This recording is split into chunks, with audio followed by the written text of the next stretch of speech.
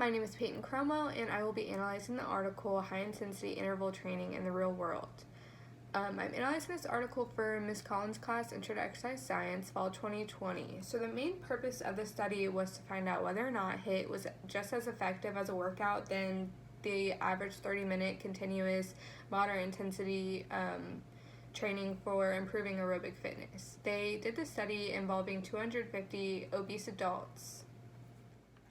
So the methods used for this study was the 250 obese adults that were chosen to do the study. The independent variable was whether or not the obese adults chose to do the regular 30-minute moderate intensity exercise or the HIIT exercises. So the dependent in this study was whether or not who lost more weight in each exercise. So whether or not the effectiveness of the HIIT exercises made the adults lose more weight, or was it the effectiveness of the 30-minute moderate intensity exercises that made them lose more weight? So the protocols that were taken for the methods of the study was that the participants couldn't have type 1 or type 2 diabetes, they could have no inflammatory disorders, no respiratory or musculoskeletal conditions.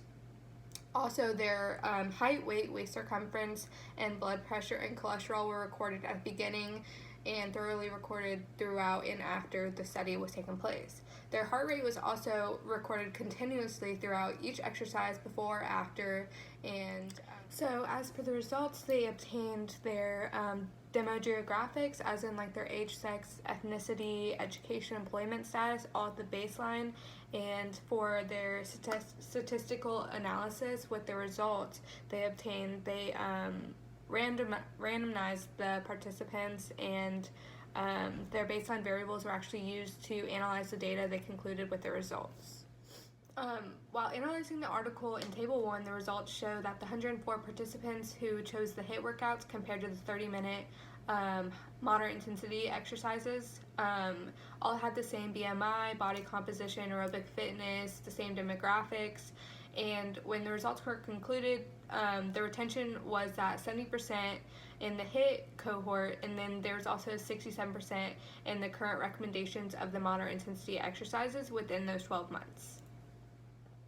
So for the outcomes that were not collected at 6 months, linear regression was used to adjust for age, sex, and baseline to estimate differences between the exercise groups. The results are presented at differences of 95% confidence intervals between the two groups. So some strengths that played in the study was the real-world design, the amount of participants they had, and the duration of this research, actually. So the 6 to 12 months that they did, HIIT research has never really done it for that long, so that played into a big strength with this study. They also had an abundant amount of limitations as well, though. So starting with that, the free living conditions participants remained in.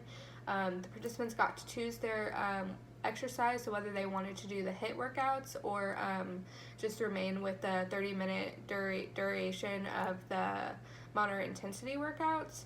And the researchers also concluded that there was no differences at baseline, so the variables that contradicted with their study obviously were not measured during the whole study. So those were just a few of the limitations concluded by this research.